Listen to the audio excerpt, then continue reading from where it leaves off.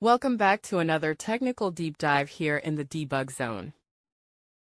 Today, we're tackling a big question and breaking it down with insights from other users. Hopefully, this clears up some misconceptions and helps you get the answer you need. So buckle up, stay a little curious, and let's jump right in.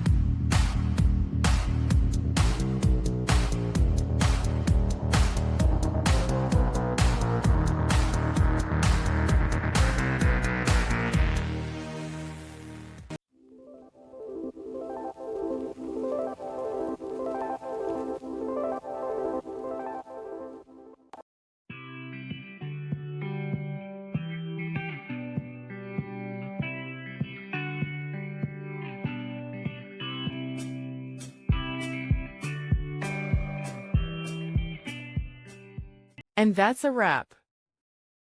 I hope you found the answer you were looking for. If you did, take a second to hit that subscribe button. It really helps out. And let me know in the comments which solution worked best for you.